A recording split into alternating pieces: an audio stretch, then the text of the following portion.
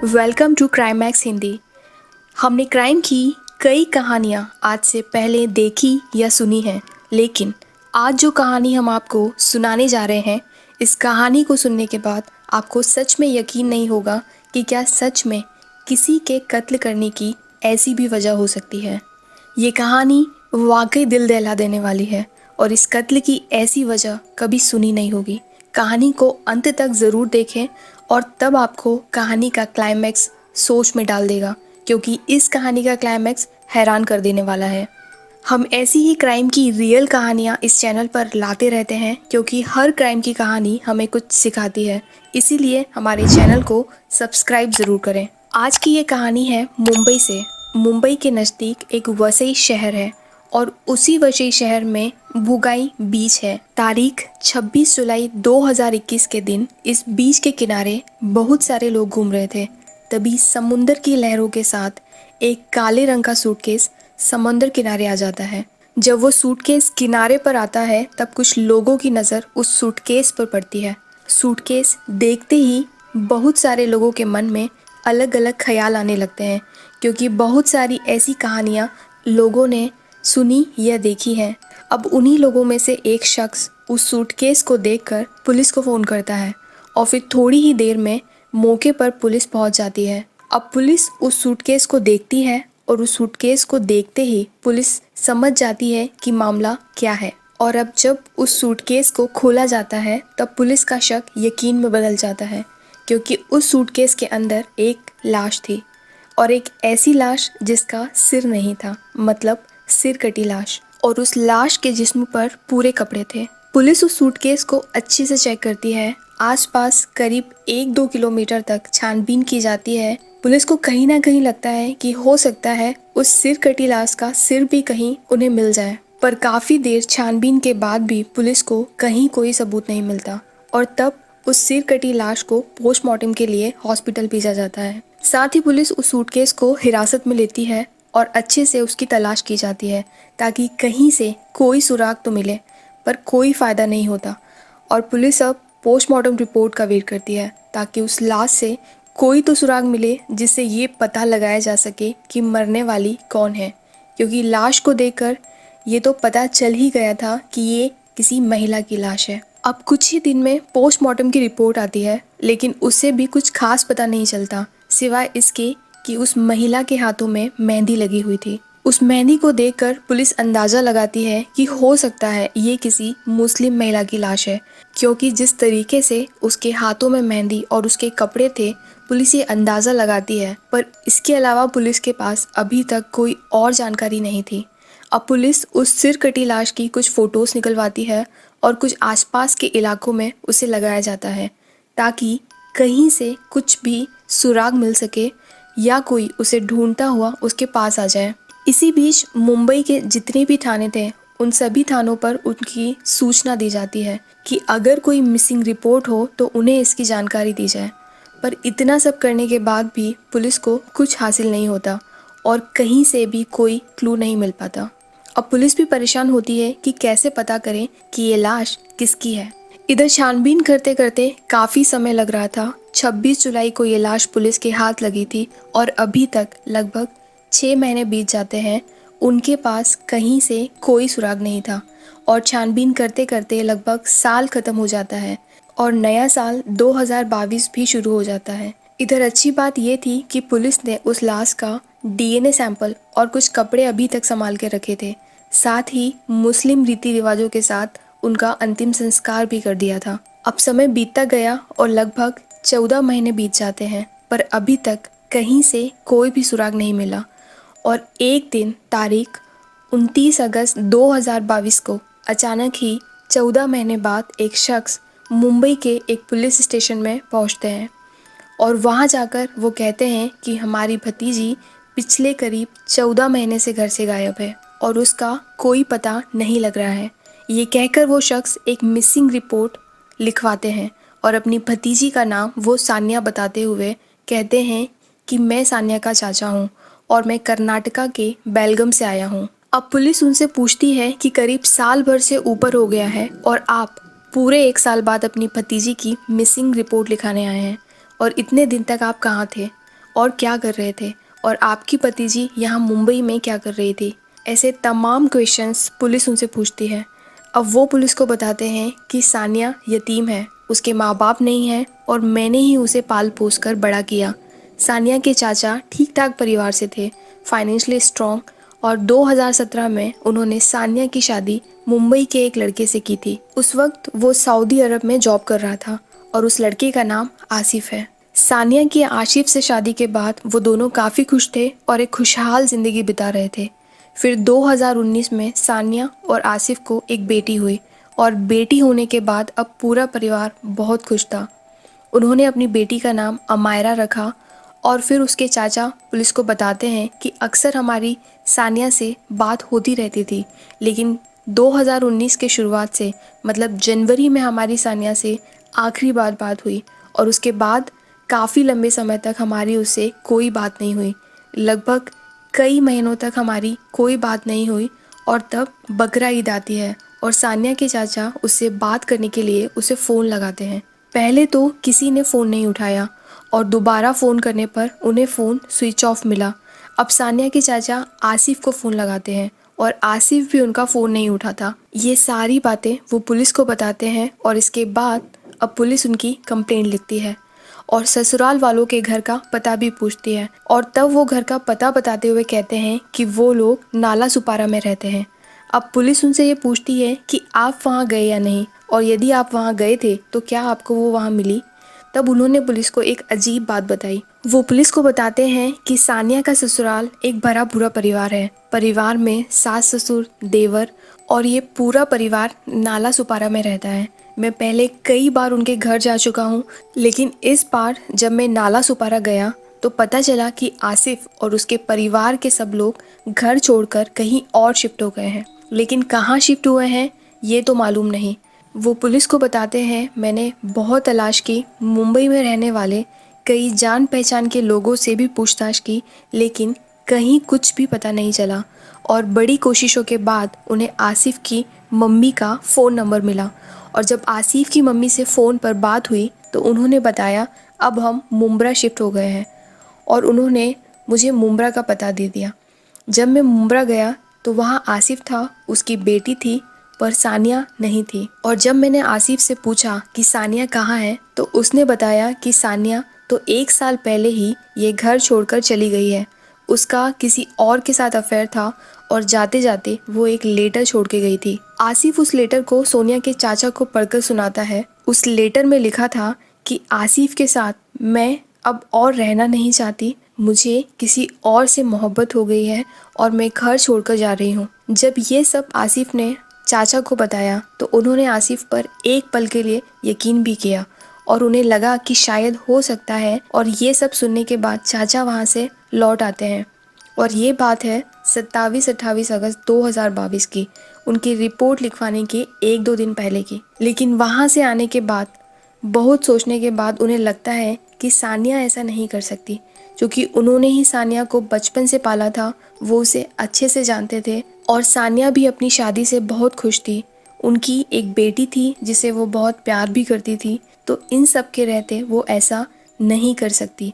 और अचानक सानिया का ऐसे चले जाना, उसने इस बारे में अपने चाचा चाची को भी नहीं बताया। ये सारी बातें अब चाचा को परेशान कर रही थी। इधर इसका दूसरा पहलू ये भी था कि अगर सानिया भाग कर गई थी तो साल भर पहले आसिफ और उसके परिवार वालों ने उन्हें इसकी खबर क्यों नहीं दी कि आपकी बेटी ऐसा कुछ करके यहाँ से चली गई है। क्यों उन लोगों ने सानिया के घर से भाग जाने की जानकारी उन्हें नहीं दी।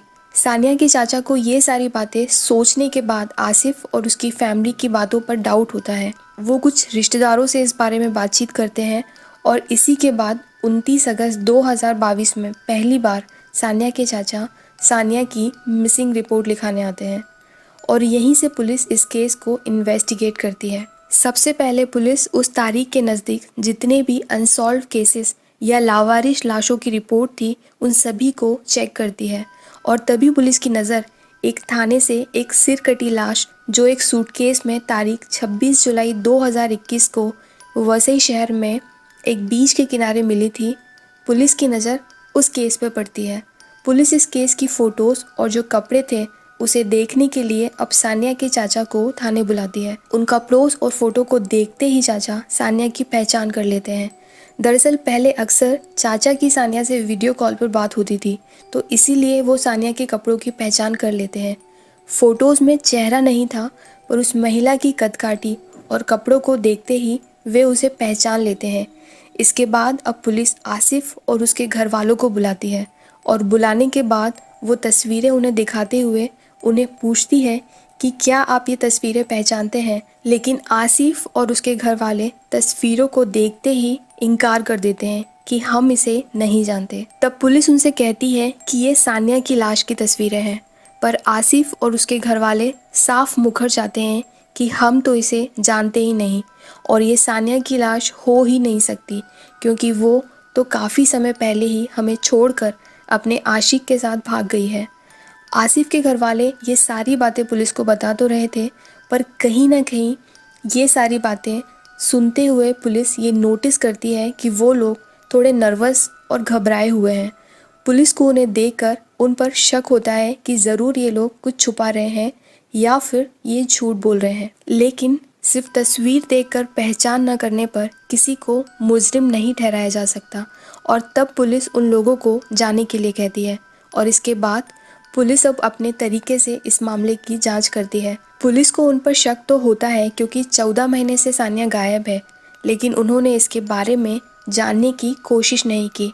इधर पुलिस ने अब जो डीएनए सैंपल उस लावारिस लाश के लिए थे, उसकी जांच आसिफ और उसकी बेटी के डीएनए सैंपल के साथ की जाती है। और इत्तेफाक देखिए, वो तीनों सैंपल मैच हो जाते हैं। इससे ये तो क्लियर हो जाता है और अब पुलिस को कोई डाउट नहीं था कि ये लाश अमायरा की माँ और आसिफ की पत्नी सानिया की है। लेकिन अब सवाल ये था कि सानिया का कत्ल क्यों और कैसे किया, क्योंकि डीएनए सैंपल के आधार पर आसिफ को अरेस्ट नहीं किया जा सकता था।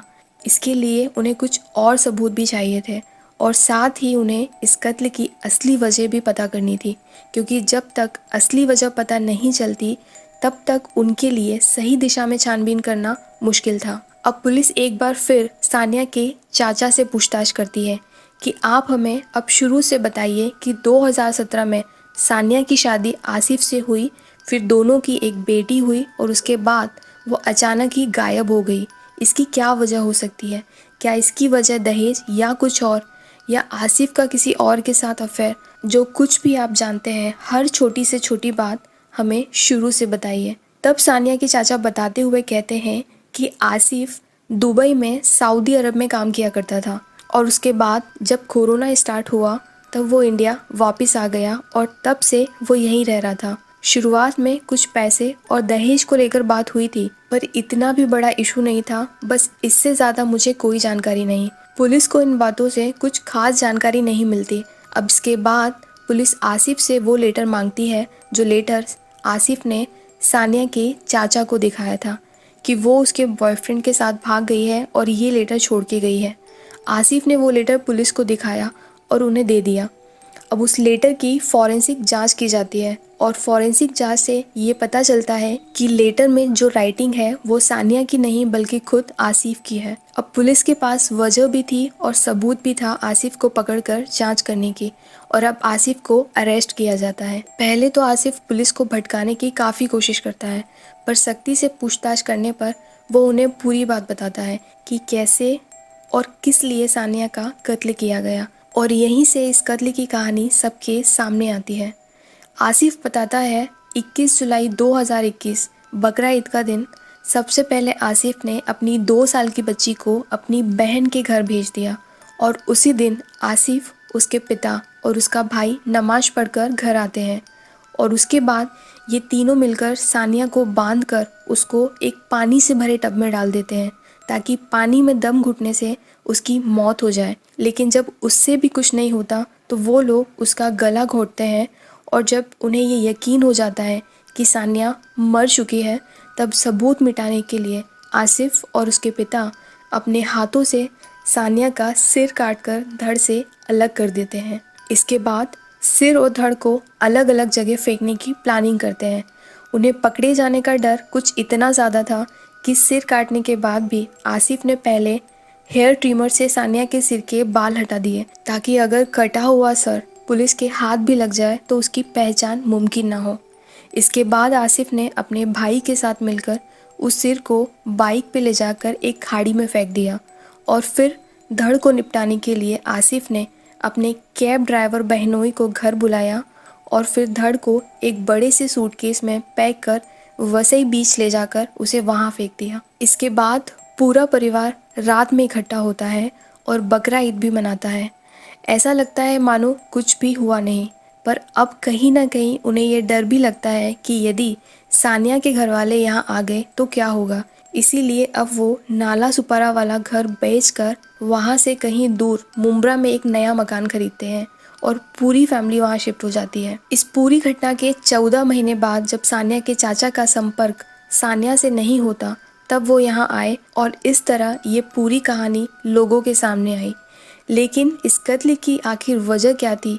क्यों आसिफ और उसके घर वालों ने सानिया की इतनी बेरहमी से हत्या की? अब हम आपको वो बताएंगे और वाकई वजह सुनकर आप भी हैरान रह जाएंगे। दरअसल 2017 में जब आसिफ और सानिया की शादी हुई थी, उसके पहले आसिफ की इकलौती बहन यानी सानिया की ननद की शादी हो चुकी थी और आसिफ की बहन की शादी को करीब 10 साल हो चुके थे और इन 10 सालों में उसे कोई बच्चे नहीं थे और इस बात को लेकर आसिफ के घर अक्सर बातें होती रहती थी। इधर आसिफ और सानिया की शादी के बाद 2019 में सानिया प्रेग्नेंट हुई और फिर सानिया ने एक बेटी को जन्म दिया और तभी इस कहानी की शुरुआत हो चुकी थी।